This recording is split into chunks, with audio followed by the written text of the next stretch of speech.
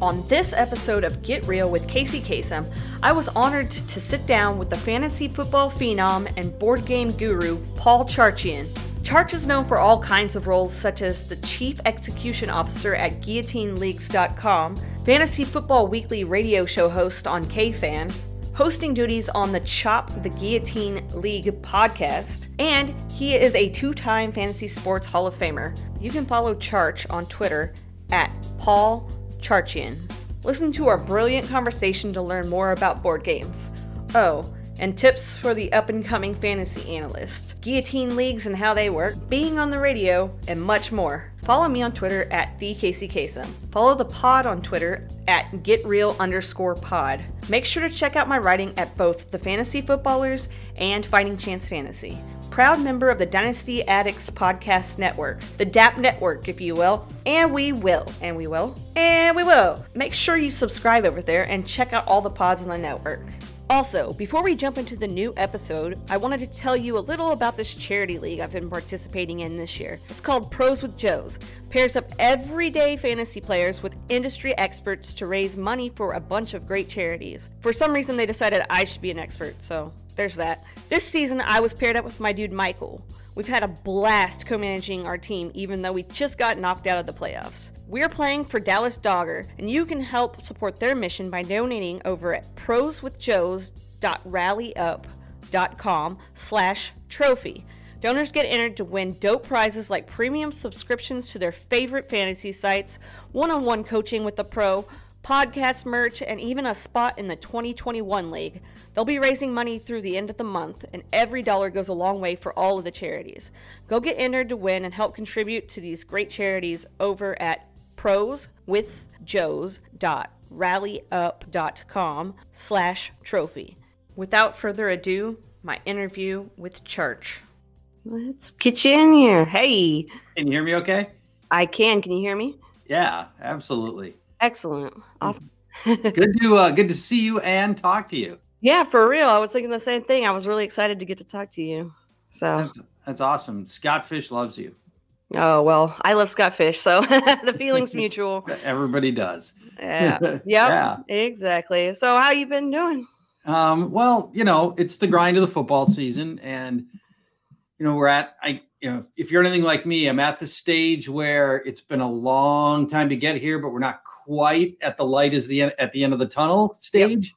So it's, it'll be better in like 2 weeks, when at that point I'm like, oh man, it's just a couple of weeks left and you just sort of power through, Yeah, that's exactly. Yeah, I get it completely. Yeah. I'm like, oh man.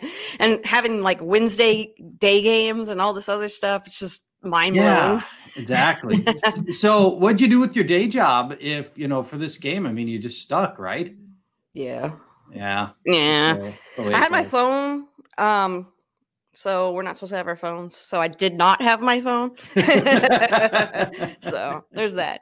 I get it. So I got to tell you about this funny coincidence that came up today. Oh yeah. I'm doing a crossword puzzle. My wife and I will like pick away at a crossword puzzle throughout the week. We get the Wall Street Journal on Sundays, and we'll photocopy the crossword puzzle, and we'll just pick at it throughout the week. Today, one of the clues was Casey Kasem. Oh man. Yep. I answered with Kasem. There you go. Like, what are the odds? That's crazy. Yeah. It was fate. Same day I'm talking to you. That's cool. Yeah. I like that. Cool. Yeah. Super cool. And I'm just so I told everybody with Fighting Chance Fantasy that I was talking to you tonight, and they were all so jealous because they're like the Godfather. So wow, that's pretty cool. Yeah. Yeah. So just give me a little bit of your background if you don't mind. Oh yeah, for sure. Let's see. I started playing fantasy football in like 2011. Mm-hmm. And that was just a redraft league that my friend was like, hey, we need somebody. I know you like football. Boom. There you go. Been a Cowboys fan my whole life. So yay.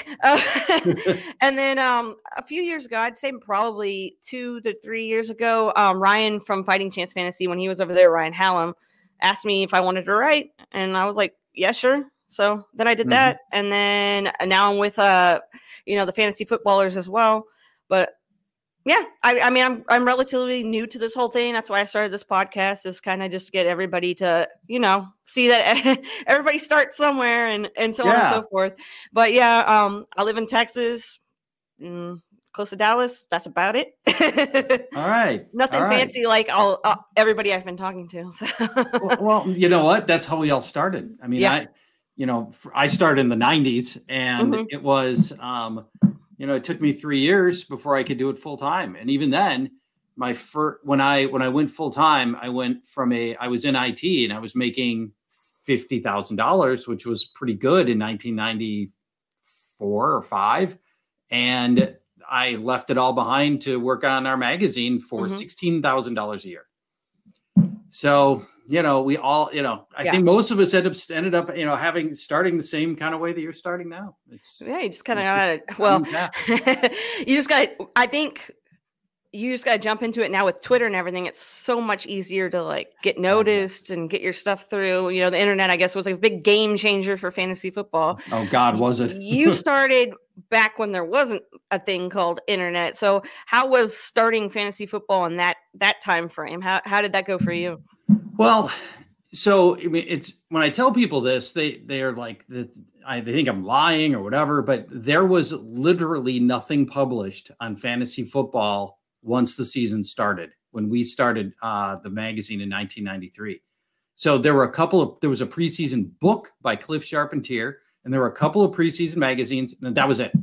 And so Buddy and I were just like, man, we really wish there was a fantasy football magazine that was in season. And so we tried it in the Twin Cities, a weekly magazine, and we ended up outselling Sports Illustrated.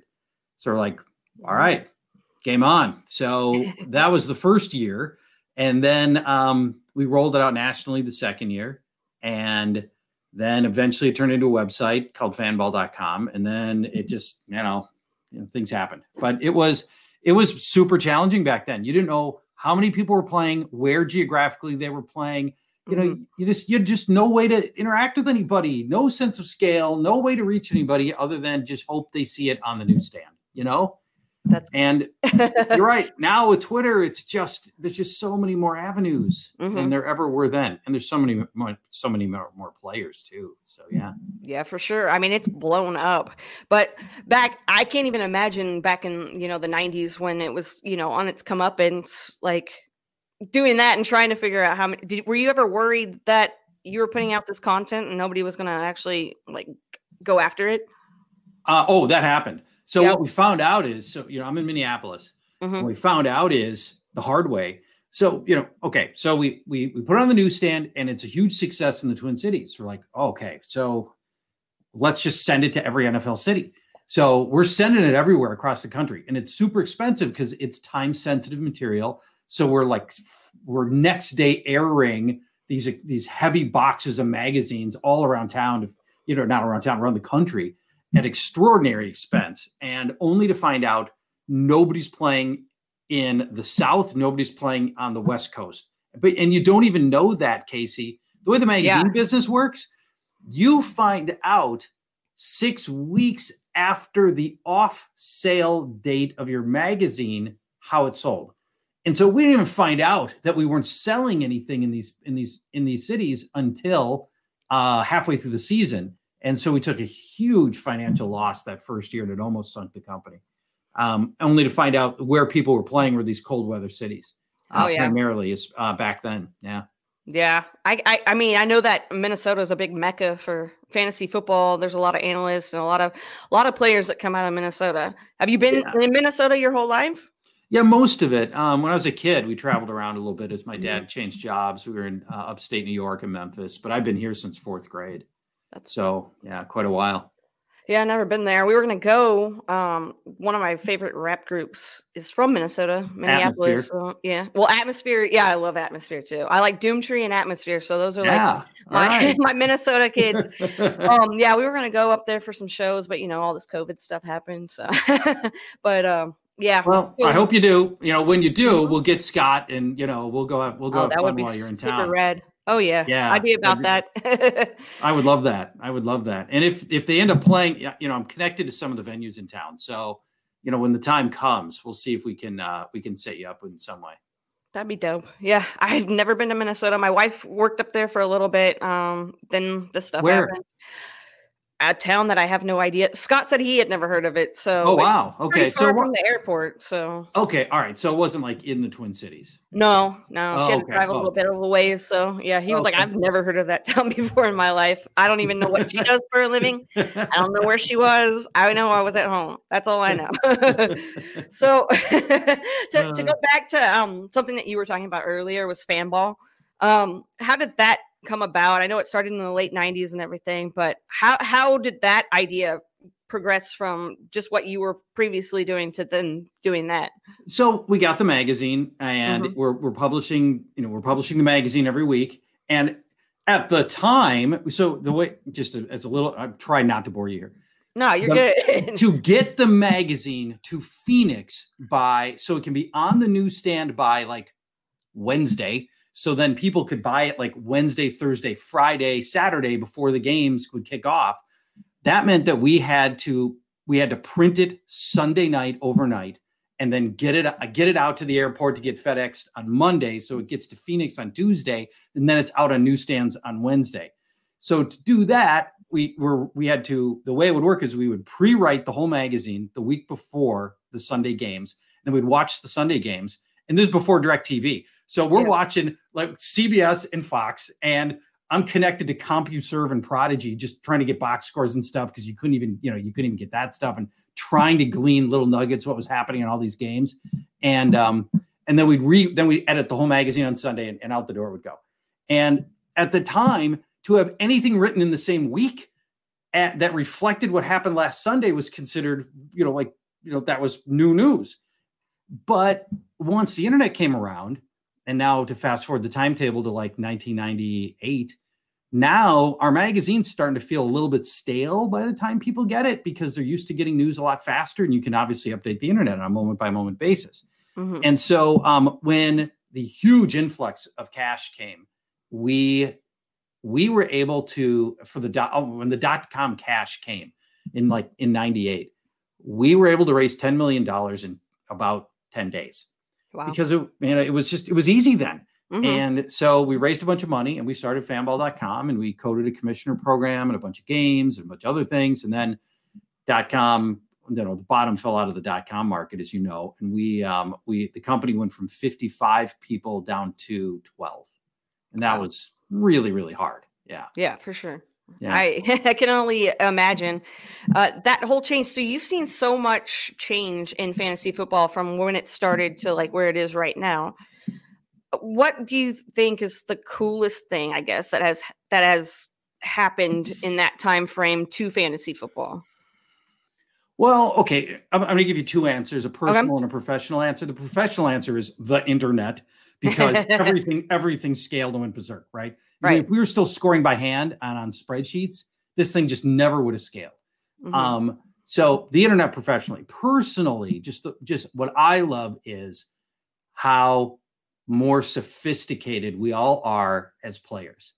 And that's everything from, now we have sophisticated scoring systems. We have weird ways to play. People are just so much better players now than they ever were before. There's so much more information that's available. So just the sophistication that has come with all the play it's just been awesome. And to see how smart everybody's gotten about football, God, it's incredible. Just everybody is so smart about it. It's crazy. It is, isn't it? It blows my mind, the stuff that I see come across my timeline or like articles that I read. I'm like, wow. It's crazy. I'm with you. I feel the same way. And you put a ton of time into your work, and I put a ton of time into mine. And then there are people that just know, they've really focused on ADOT, and they're brilliant ADOT minds. You're like, God, I could never put all that time into ADOT. Yeah, I never. I would never want to. I'm glad there's people like that'll do that for me, and there's only so much I'm going to do. But I mean, you do everything, right? So tell me a little bit about being in radio, and that's a different kind of thing than what's going on now, really focused on podcasting and stuff that people are about. Yeah. And I know that your radio show is available on podcast, but how has radio been for you, the start to now? Like, with fantasy in mind? So back in 1995, 93. Well, so beginning in 93, we start sending our Fantasy Football Weekly magazine to our on-air local. We have a local radio station, KFAN, and so we're sending the magazine to them. And in 94, they start having me on as a guest once a week. And then the problem they were having is people would just call into the show constantly asking fantasy questions. So this was the early days of talk radio. So people would just totally break format. We'd be talking about the Twins, and people just call up and go, "Hey, who should I start? Emmitt Smith or I don't know, whoever." And so they were breaking format all the time. So eventually the PD came to me and said, "Will you just do a show on Saturday mornings so that we can tell all these people to stick it and you can just call on Saturday mornings?" So in 95, we started a show that was basically just call us and we'll answer questions. And for 2 hours, all we did was just take calls. In time, we figured out that if I'm answering Casey's question between should I start guy X or guy Y, I'm really not helping anybody other than Casey for the most part. And so we really switched around and turned it into a non-caller driven show over the course of years. And now we've been on the air 26 years, Casey. That's cool. Yeah. It's so cool. I love it. And your show gets brought up a lot when we're talking about really. Yeah. When I talk to people about before I started the podcast, I'm like, who should I listen to? What should I listen to? And your name got brought up a lot with the radio show. Yeah. Wow. That's amazing. Thank you. No problem. I'm trying to get the hang of this because I've never done it before. So it's like kind of a brand new world for me, I guess. And I'm like, let's swing for the fences. Let's get Charchian. So, that's what I did.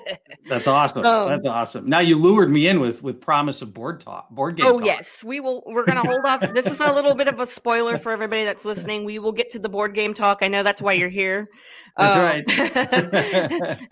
But we'll get there. I promise. It'll be worth your while though to listen to all these stories because talking to you because I love talking to you guys that have been in the industry for so long because I get so much knowledge about stuff that happened when I was I don't want to make anybody feel old, but I was 5. I was born in 84. So, right.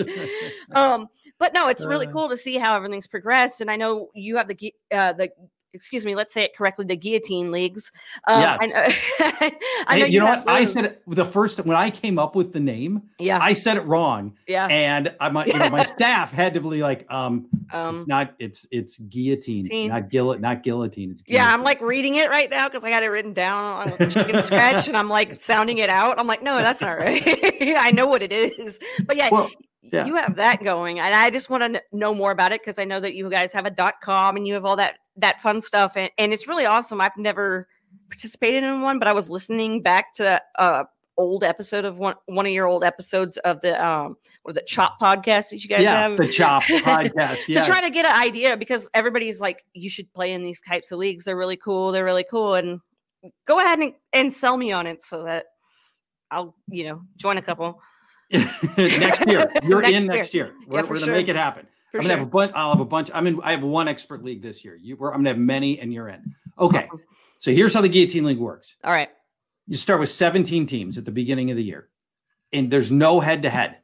At the end of every week, the low scoring team from that week is cut and older players go to the waiver wire. So now at the end of week 1, you've got a whole roster of players to bid on. It's not just the injury replacements and stuff like that. It's great players. You've got $1,000. We use $1,000 cap. So you got $1,000 to spend over the course of the entire season. And so the real strategy is when do I spend my money? Is my team so bad that I have to spend it early and I got to spend big money to go get Alvin Kamara after week 1 because he had a bad week 1 and now here he is on the waiver wire? Or do I try to save it because every week better and better teams get cut because the teams all get better. They're all acquiring players and acquiring players and acquiring players. And so I'll give you an example. Today, teams just got cut in my league. I'm just going to find one randomly that got cut today because it all just went down. Crazy. I know. So the kinds of teams that end up getting cut. This is Mike Dempsey is a guy who's in one of our leagues. And well, maybe that's not. I mean, I shouldn't use his as an example. Let's use this one. Okay, so here's the team that just got cut this week. Quarterbacks are Tom Brady, Lamar Jackson. The running backs are Christian McCaffrey. He's been cut many times. Alvin Kamara, Stephon Diggs, Justin Jefferson, Chase Claypool, Allen Robinson, Antonio Brown, Mark Andrews. I mean, that's the team that's so now those guys all hit the waiver wire and we're bidding on those players. So the teams, by the time, what makes the Guillotine League so fun, Casey, is this totally new strategy. And man, if you're around by like week 10, you've got a team you can never get any other way. The team that you get now is awesome. Oh, man. The teams you're going to war with at this point.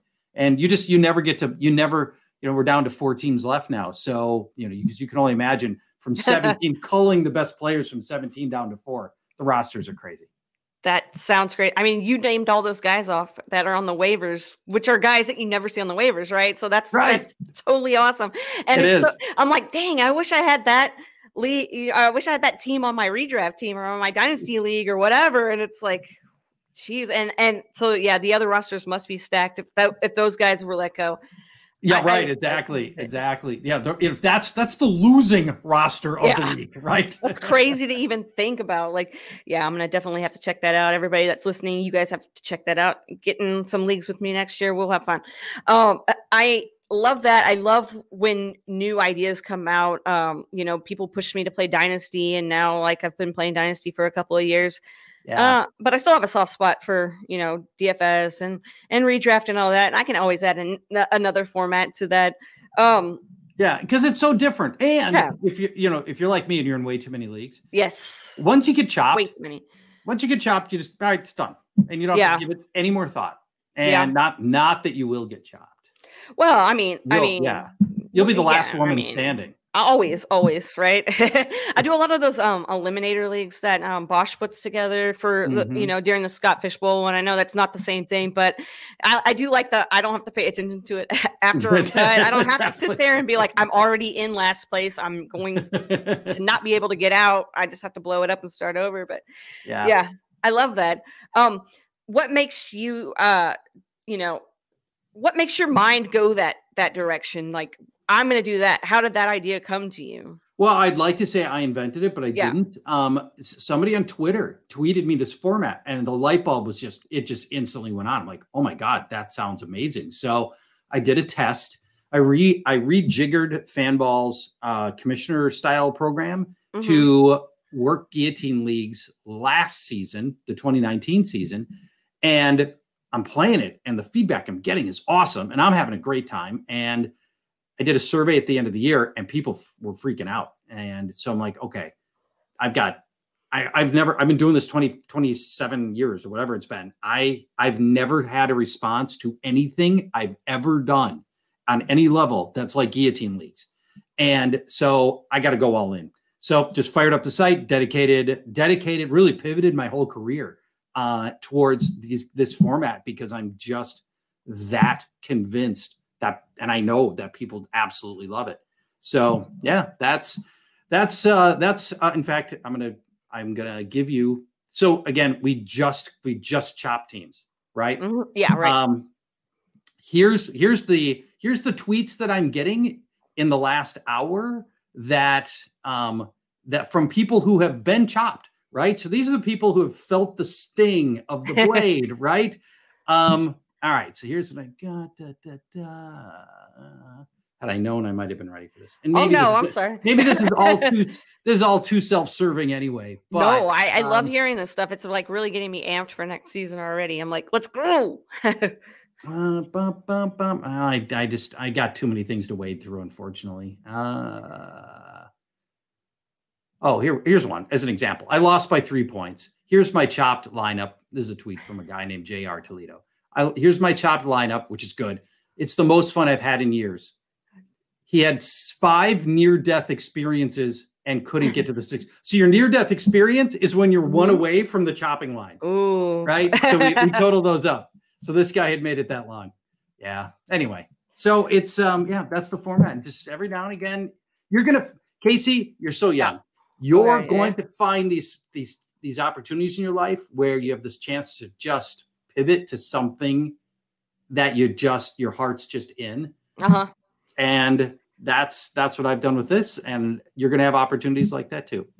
Well, that's super awesome. I had TJ Hernandez on last night, and we were talking about DFS a lot because he played the online poker before going into DFS. Yeah. And I was like, sweet, now I have someone I can talk to about a whole new type of fantasy league that like not even a lot of people know about. So it's really cool that you put it out there and people were hardcore about like, yeah, I want to play that. That's fun. Yeah, for sure.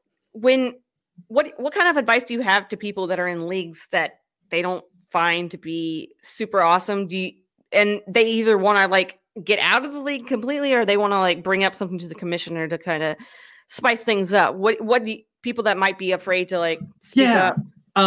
So very broadly, people don't leave leagues enough, and people don't kick other people out of leagues enough. If your league doesn't kick ass, if you don't have a lot of great owners, there's not a lot of great chatter, you don't have an awesome vibe, you know, if you're not getting and receiving trade offers, just leave. Life's too short. Yeah. And it's just people get into this mode like, well, I'm in, I should stay in. But my feeling is if you're in a dud league, man, you're depriving yourself. You can only be in so many leagues. You're depriving yourself of so much fun. I think you should get out. And for commissioners, you got dud owners who don't participate and don't advance it. I do. Out. I don't know what to do though. Some of them are my best friends. But I know it's hard, right? I called this girl out though a couple days ago. I was like, "Hey, you're not invited back to the league next year." And I don't know if she thought I was being serious or I was joking, but it was a little bit of column A, column B. Well, you're right. I mean, you can not threaten. You could be like, "Hey, listen. Hey, look, here's the deal, man. We're trying to have a great league here, and we'll figure it out." It is one of those learning processes, though. Becoming a commissioner, and then like as it progresses, learning tips like that, like get out and stuff, to the people that are actually playing in leagues that are kind of during this whole time period right now, we're dealing with, COVID and everything. So it's a completely different time for fantasy football, real football, life, and everything else. How do you think COVID has affected the fantasy football just in general, like the playing, the community, everything? Yeah. It seems to me that, we weeded out the casuals who were like, yeah, I don't want to play this year. There's going to be too much change. The season's not going to happen. I think the people that just don't love it, all bailed. Many bailed. And the people who love it, they're playing and having a great time. And as it turns out, you've been rewarded for it. There's been tons of drama. Oh yeah. But you've been rewarded for it. I think we're joining more leagues because we have all this free time. In some cases, yeah. Jump in. Exactly. I mean, yeah. What do you think? Well, tell me what you think. What's your observation of how COVID? You don't have to have done this for 25 years to have a sense of what COVID this year has done. Yeah, I mean, I have talked to a lot of people in the industry and not in the industry, just like the regular peeps that love fantasy football. There's not, a part of the writing or podcasting. And a lot of the people that I've talked to are like, oh my gosh, I can't wait for this season to be over, which is kind of surprising to me, but I also kind of get where they're coming from because it has been real, up and down this whole entire season, not knowing what's going to happen. I think that the people that are hardcore degenerates that are like super into fantasy football probably ended up joining more leagues. I know I did. So I think that maybe even if they're just best ball leagues or whatever, and I know that I'm playing a lot more daily games as well because my rosters on some of my rosters are complete trash. And it's not my fault. I drafted well, but they got hurt, or COVID list or whatever. And so I think the daily fantasy stuff is just like kind of cool for those of us who are like, well, I can't blow my roster up and start over, but with daily, I can, at least try to set some lineups with guys that are healthy. I don't know. No, I agree. This has been a compelling year to do daily. And that's, I think for people who had a predilection for daily anyway, perfect year for it, because you just don't have to worry about all this, all the same stuff that those of us in season long have to. Yeah. I don't know. I am seeing a whole lot. I think I'm seeing a whole lot more content come out now. And there's a lot of these newcomers to the scene coming out now. What kind of advice do you have for those people that like right now are just on the come up and they're just like trying to get themselves out there? They just don't know where to start. You're doing the right stuff. To me, it's about creating good content and then sticking with it. There's there's so many people that have started a website or a podcast, and they've got a lot of enthusiasm for a certain number of weeks, and then the enthusiasm wanes and they don't get all the traction that they want, and they give up. Or life happens and they just, they had planned to do it. They said they were going to do it every Monday, Wednesday, Friday, but then, something happened on a Wednesday and they start skipping the Wednesday, and then they start skipping a Friday, and then pretty soon the whole thing unwinds. So, in some ways it sort of filters out the people that are really committed to it. But hopefully people that want to get in, just make great content, tweet smart, make smart tweets and ask for help from people that will give it. And especially in the off season. Yeah. This is not the great time to ask me for help, but if you ask me in, February through June, there's a good chance that I can spend time on whatever you're doing. So yeah, that is so valuable. Yeah. I just be persistent, make the best content you can, and don't give up, and ask for help. It's awesome. Being able to like reach out to you and reach out to a couple of the other guys and gals in the industry that, have been around for a while or just have like a strong following or both.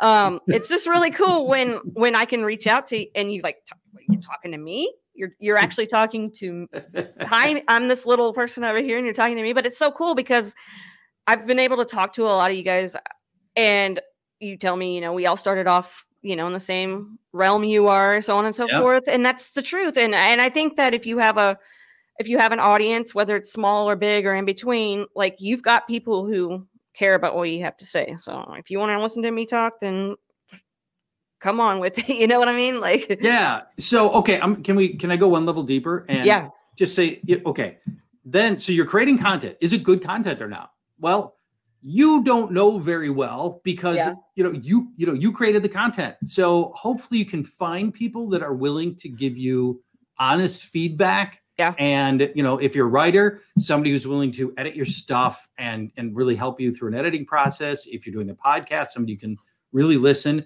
and give you critical feedback, and figure out who are the people that you can leverage, even if it's just friends and family. It doesn't have to be experts in the field.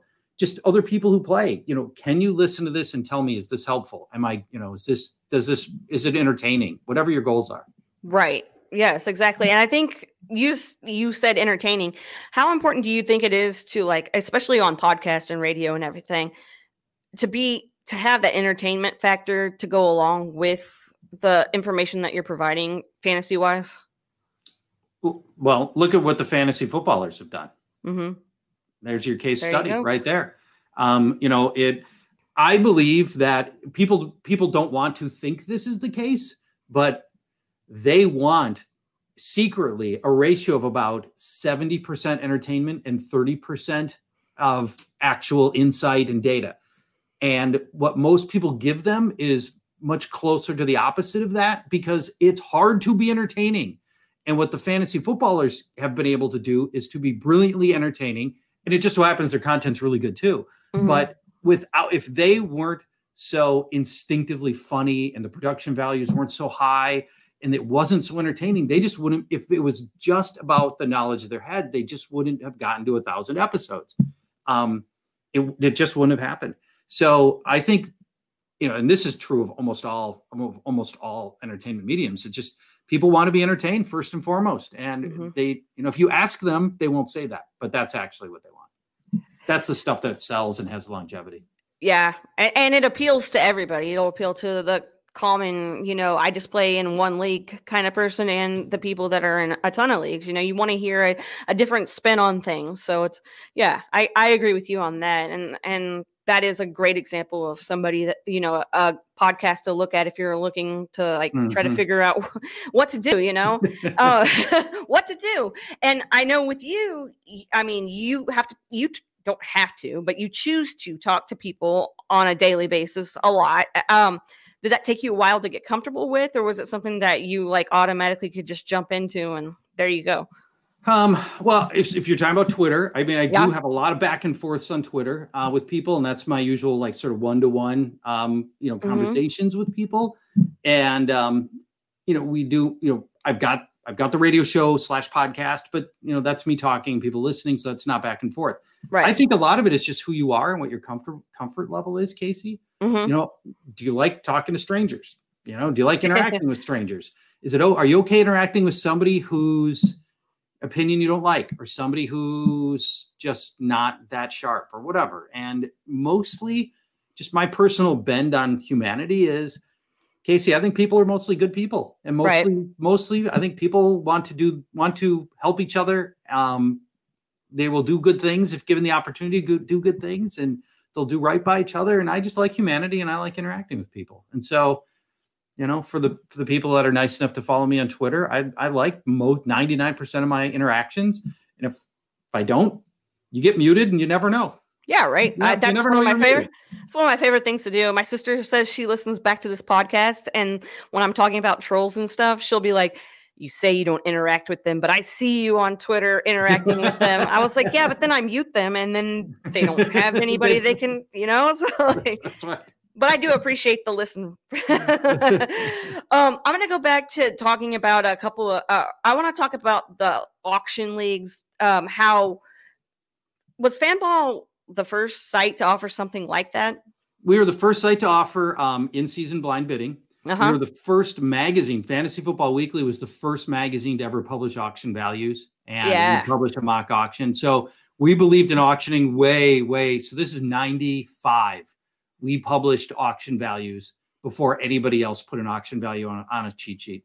And I'm very proud that we did it first, and that I had to spend 10 years in all of our preseason magazines just explaining what an auction is and how you physically execute an auction. Yeah. So, we had to do that. And, just because it took so long to get people to embrace it. Yeah. It's another thing that I just recently started in the last couple of years doing. And I'm like, why weren't we doing this all along? So is there anything that's come about that you didn't personally have your hand in that came about in a format that you were like, whoa, that wasn't something that you were hardcore into, but somebody brought it up and you're like, whoa, that's a game changer right there as well? Well, DFS. I only wish I had thought of DFS and had been an originator on that. So yeah, that'd be the obvious one for everything that DFS did for our industry in many good ways, mostly good, plenty of controversy and bumps in the road. And, I was the president of the Fantasy Sports Trade Association for 11, 12 years during all the craziness with DraftKings and FanDuel.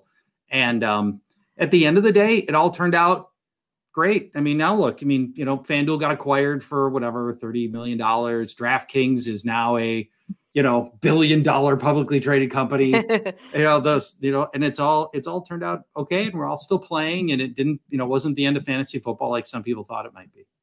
Yeah. I remember that whole period. And I was like, and then, states getting taken away and not being able to play DFS, and, cause I'm in Texas, so I didn't get to play it for a while. And I was like, whatever, now nobody can keep track of what states allow it and what states don't allow it. I know, so at least you're putting out a product that everybody can play and have a good time with.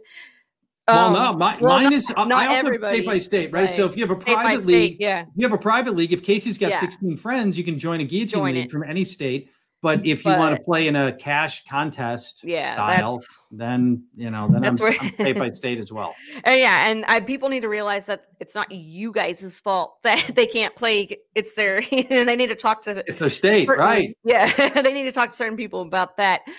You brought up the Fantasy Sports Trade Association, and I know that you said you were the president and everything, and you were there since the inception of that. Is that correct? Yeah, we were, Fanball was one of the founding members of the FSTA.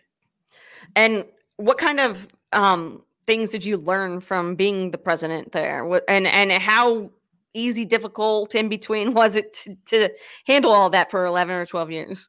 Well, it grew a ton. So, Yeah. from, we started this in the late 90s. It was a slow moving thing. And then DFS hit. Yeah. And I think pre-DFS, we had probably 80-ish companies. And then at really the peak of the DFS craze, we had 400 companies in the association. It was so easy to raise money then that all these people got into the DFS marketplace, and they raised a bunch of money, they spent a bunch of money, and at the end of the day, nobody could beat FanDuel and DraftKings because they did it first and they did it well. And then things have started to recede after that. Those people got filtered out, and we stabilized in the association for quite a while. And then we decided that we were so adjacent to gambling that we should really expand the association to do fantasy and gambling. And so now the association is split evenly in priority between the two. Gotcha. I know a couple of people are, a little shady, like saying, or a little taken aback by saying, oh, gambling and fantasy football are connected. But I mean, at the end of the day, there's no way around it. They kind of are, if you're putting money on the line for something. There are distinctions. There are key distinctions between fantasy and gambling, game of skill, game of chance.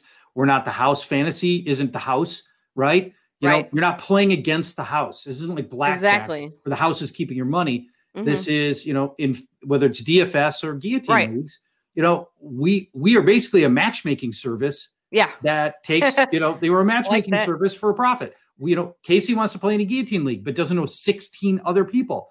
This lets Casey come play on our site. We find the 16 other people, and we're a matchmaking service. So we think there's some key distinctions between gambling and fantasy. Yeah, the big stuff, that you guys have completely separate. Of course, there's the overlap of a few things, but the matching people up, like you said, is really cool. How important do you think it is to have people in your league that you are actually at least you kind of know about versus going into a league blindly with people that you've never talked to or anything like that? Do you think that there's an importance there, or do you think that you'll all come up together and it'll be dope? Just dope. I'd always rather play with friends, right? Yeah, I want to do everything with my friends, but you can't convince them, right? But I might not have 16 friends that want to join a guillotine league, so it's that part can be trickier. But I think anything, I'd rather play with my friends. Let's go back to board gaming. Well, actually, our first trip to board gaming. We're gonna go to board gaming. Yes, I love cooperative board games. Yeah, really. Me too. Like Pandemic as an example. And the first time I played a truly sophisticated cooperative game, Pandemic, my mind was blown. I'm like, wow, we're all working together as a team, and I love to compete with my friends, sure, but I also love playing with my friends, and I just like the social interaction. Yeah, that comes with all that. Yeah, gaming with friends can't be beat. And how do you feel about live drafts? Well, I'd always rather live draft. Yeah, I was just making sure that some people are like, I've never done one. I'm like, you need to do one. Yeah, then you will like it. Okay, so you brought up board games. So we're gonna do a little bit of a board game section of the podcast. So if this is what you were looking forward to, flag it. Make sure you're looking at the time, and you can go back and listen if you need to. Okay. Everybody else is checking out. They're like, we're done. Guys, board games are so awesome. If you're not playing board games, then you're doing it wrong. You can do both. It is so true. You can play fantasy football. You can play board games. Have you seen the shirts or whatever that say, no, not like Monopoly? I have not. Because that's what everybody thinks when you're like, oh man, there's really great board games. Well, yeah. No, not like Monopoly. Yeah, there are plenty of games that are definitely not like Monopoly. Not to say I don't have Monopoly, but I don't like to play Monopoly. No, Monopoly sucks. If Monopoly came on the market today, it would come and go with a whimper. Nobody'd buy it. It's terrible. There's so many brilliant board games. Oh my gosh. Now. Well, and this is why we have you here for board game talk with Casey Kasem in charge. Here we go. So first, I'm going to kind of tie football into board games, I'm going to give you a player. This is a game. I don't do games, but I'm going to do one real quick. All right, thank you. It sounds just great. Like, just a few. I'm going to give you a player, and then you give me the board game equivalent to that player. Oh, man. Okay. All right. So if I say Julio Jones, for instance, what game do you think is a Julio Jones type of game? Julio Jones would be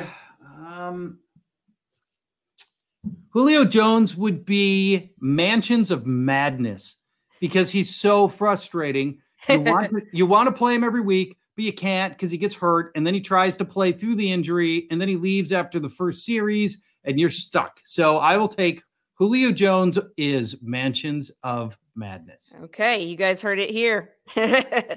How about Carson Wentz? Yeah, Carson Wentz. Carson Wentz. Horrified. The game Horrified it's a cooperative game where you try to foil the sinister plans of classic movie monsters like Werewolf, Invisible Man, Creature of the Black Lagoon.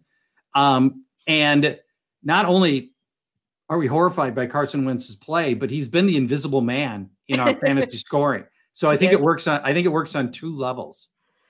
That's awesome, and I've never heard of either of these games, so it's really cool. We gotta up your board game. I know we have so many board games, but it's like we play the same like 3, and then I keep buying more, and then nobody wants to play them. I'm like, please play them with me. Oh man! If only I lived closer to you. Then I know. Well, when you come to Minnesota, when I come to Minnesota, definitely. How about Travis Kelce? Travis Kelce is, let me see here. Dominion. Okay. Because it's got domination in it. He is so much better than everybody else at his position. I mean, he's the biggest position aid, right? He's got the biggest position differentiation of anybody. Right. The next that's number 2 tight end is Darren Waller, like half as many fantasy points, right? Yeah. So, you know what else would be good for him? Ticket to ride, because he will give you a ticket to ride to the championship. That is, how about that? I love that. That is actually, I couldn't come up with a better one than that. Travis Kelce, do you think in drafts in 2021, do you think Travis Kelce is going to be one of those guys that moves up into the first round? Like, if he wasn't already there, do you think he's going to be one of those guys because people see him as a game changer? Or do you think that, second, third round, if I can get him there, then that's probably where I'm going to get him? I think he'll go about where he went this year, end of first round, beginning of second round. Yep. But the reason why I think he stays at that high level, and he should be, absolutely should be, is how many people over the last 5 years have been burned by tight ends? Like, everybody. Everybody. We go into Sunday bracing for 2 catches for 20 yards or whatever tight end stiff we have if we don't have Travis Kelce. So everybody who's been burned looks at Kelce all year long like, oh man, if only I had Travis Kelce. And one of those people, pick 7, rolls around. They're like, God, I'm just taking him. I'm just getting it solved at that spot. We all think, I maybe not all, but most of us, we all think, Casey, we're going to find that tight end that's going to help us in the late rounds. That's actually going to be great. How many people thought Higbee, who coming out of that great December last year was going to be fantastic. And we all think we're going to get that tight end in the 8th round who's going to style us all year. It almost never happens. No, it doesn't. And I know there's a big argument, like tight ends and kickers, like they don't matter. Was there ever a point in time, since you've played fantasy football for so long, was there a point in time when tight ends actually we're good? That's a word. That's a great word. Right. I mean, it wasn't that long ago that, they're 8 deep in good tight ends. Yeah. And also I think, I'm thinking of the heyday of Tony Gonzalez and Antonio Gates. And I'm sure I'm not thinking of all the great tight ends of that era, but in that time frame, I'm telling you, you could have the 8th best tight end and you were in pretty good shape. Right now, if you got the 8th best tight end, you're going to war with, let me see, who would be the 8th best tight end? The 8th best tight end. You're trying to make do with Dalton Schultz. That's who I thought it was going to be. Dalton Schultz. Dallas. There's another one, Jarwin. There's another guy you thought I'm going to draft him and later, and that didn't work out for you either. What did we get? One game out of Blake Jarwin? He looked good for that game, though. Oh, yeah, he did. And then Schultz came in, and it was like, oh, okay. I mean, and then whatever. I'm not even going to talk about this team this year. I don't even want to. Well, your team beat my team in the game. You shouldn't be trying to win, and we needed that. Yeah, I am not in charge, because if I was, well, that's a whole nother podcast, I think. Let's go back to talking about happier things. Let's go back to talking about board games for a little bit longer. You know what? This is a place for you guys to come and talk about stuff other than fantasy football. So poo-poo on me for bringing up Travis Kelce and fantasy. I don't want to do that. This is where you talk about stuff other than that, just kind of like a little, like, spa retreat for fantasy football purposes. Board games. Okay, what's your favorite all-time board game? Pandemic Legacy. Are you familiar with? Are you familiar? Well, let's start here. Are you familiar with Pandemic? No, my sister's talking to me about it all the time, but I have not played Pandemic. So for some people, it hits a little too close to home. But players work together, spanning the globe, in an attempt to eradicate 4 killer pathogens. Everybody's got a slightly different role. And these pathogens are spreading throughout the globe, and you've got your operatives trying to contain the pathogens and ultimately find the vaccines to stop them. Okay. And it's super fun, and it's cooperative, and it's great. Then it's a Pandemic's a multi-million seller. Then the guy that created it and another guy created a variation of Pandemic called Pandemic Legacy. Now, there's a whole variation of games called legacy games, and here's what's fascinating about them. At the end of every game, instead of you just like putting everything back in the box and the next time you replay, you're replaying the same game, instead it says, okay, at the end of game 1, I want you to open secret compartment 7 and look behind flap G, and you will get new rules, new pieces. You will write on the board. You will tear up cards. Characters will die. And the game changes every time you play it, and it tells an ongoing narrative. That's how these legacy games work. And Pandemic Legacy was the second that ever came out, and the first that really did it on a really, really great scale. And it tells this fascinating story. You still play the game, and the core rules of the game don't change, but they'll become more sophisticated, and they'll twist and turn every time you play it.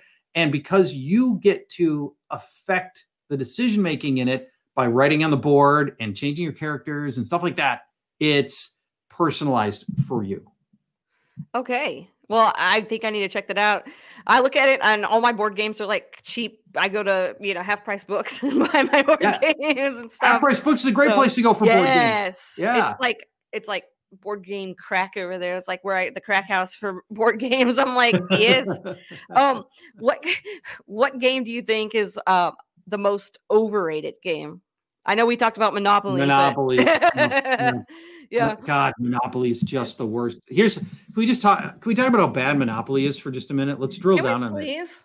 There's only one strategy to win, which is to buy everything, every space you land on. I thought you were going to say, don't be drunk. Be sober.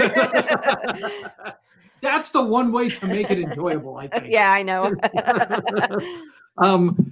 Or, to turn it into a game within a game and be the banker and see how much you can steal. So there's only one strategy. It's predominantly luck based, just on dice rolling, right? So, there's no real test of wits and skill. Mm-hmm. And then also you're playing with 4 people. Casey gets knocked out in 40 minutes. The rest of us might be on a 3-hour slog fest, and Casey's just standing around. Monopoly's the worst. I will agree. My friend brought over her version, which is the one that you have the credit card, but I don't care. I don't care. Then we took a picture of where we ended so that we could come back to it. I don't want to come back. I don't want to come back to it. That's a sign. So that is a sign. That's why I try to buy as many as I can so that we can play something else besides Monopoly. Good for you. The opposite of the 3-hour grind is 5-minute dungeon.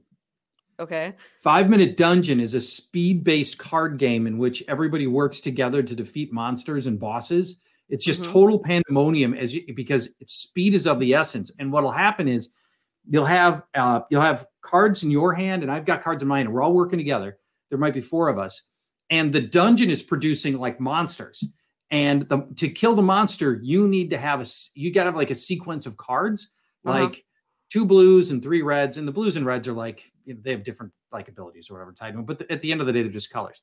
And Casey throws in 2 blues. I throw in a red. Somebody else throws in a yellow, and we can defeat that monster. And then there are mechanisms for drawing cards. And you have to just try to get to the end of the dungeon in 5 real-time minutes.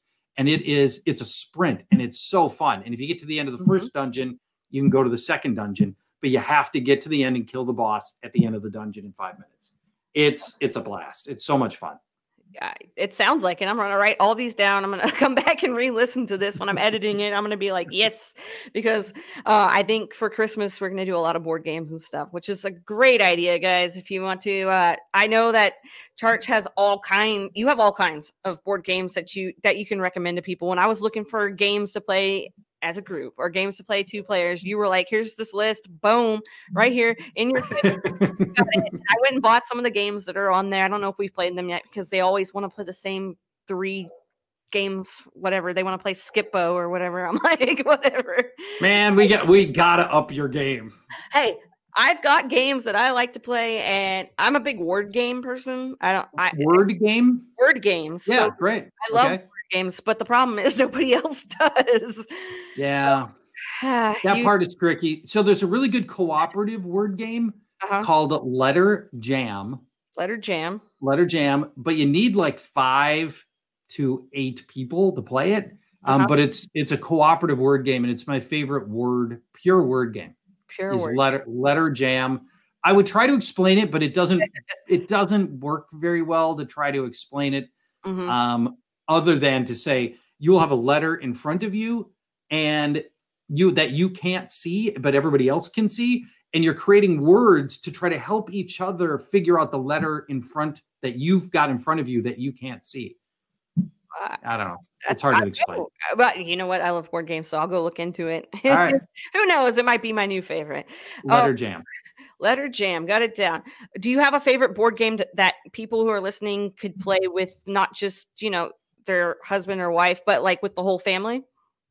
Yeah. So I love family gaming. I game with my family all the time. Cooperative games to me are always best because here's why. The cooperative games, if you're playing with a family, and especially you've got kids, you're an adult, you're at a totally different skill level. But if you're playing cooperatively, it doesn't matter the skill levels. The skill levels don't make any difference now because you're working together and you're helping each other. And so first, I recommend cooperative games as a general rule. And we mentioned Pandemic already. Mysterium is a great art-based family game. I mentioned Horrified earlier, which is a great cooperative game. 5-Minute Dungeon is a perfect family game for anybody who's like 7 or 8 years old and up. But I'll mention another one that is not cooperative. That's a great family game, and it works for literally all ages. 90. I played it with 8 people in their 80s, maybe not 90s, but it would still work. The game is called Dixit, Dixit. Okay. It's an artwork-based game that's perfect for people who aren't like strategic thinkers. A lot of these games work better for strategic thinkers, but Dixit isn't about that at all. And the premise of Dixit is it's extremely simple game, but it's a little bit hard to describe. The game comes with about 100 beautifully decorated, illustrated cards. And the gist of it is you need to describe one of your cards in such a way that other people can find it out of a random group of cards, but not everybody can find it out of a random group of cards. So you have to describe it just well enough that some people can find it, but not so well that everybody can find it. and it's a brilliant game. Dixit, highly recommended. Most of the games I'm talking about are available at mass retailers like Target or Walmart. I love those type of games. I love playing. We've been playing lately a game called Blank Slate. Where I don't know that. What is it? It's like you basically, it'll be like blank ball, and you have to put a word in front of it. And what you're trying to do is write a word down where you can match with somebody. You get 3 points if you match with one person, but if you match with multiple people, you only get 1 point. So you're trying to be clever, but not too clever, you know? Yeah. It's so similar. It is. Yeah. That's like the word version of Dixit. So wow. yeah, I've finally got people that want to play that with me. So I mean, they're better cards than what I just said. Like you can't put me on the spot and make me come up with something. But yeah, it gets kind of weird. And then you see everybody like putting whatever comes to their mind first. And I would have never thought of that. You know, that's what. Oh, I bet. So, yeah, it's pretty fun. That sounds great. It is. And so I think that's one of the board games or the word games I can actually get people to play that. And we play a lot of telestrations. That's fun. Trying, but I definitely go to you as a resource. And if anybody, I'm sure he would give you, all the information you need and more about board games if you ask him. I'm sure you would. You'll get the doc. Yeah. I've got a doc that's got all my, it's got like my 30 favorite board games in it and something for everybody. So I just keep updating the doc every so often. And then anybody who asks for it on Twitter, I just hand it off. That's awesome. Yeah, I had put it out on Twitter or something, and everybody was like, adding you, like, "Hey, give her your list." So that was it. And then I was like, "All right, I don't need any more information from anybody else. I've got the cheat sheet right here, the golden cheat sheet. I like it. Board games. I like it. Awesome. You're into video games too, right?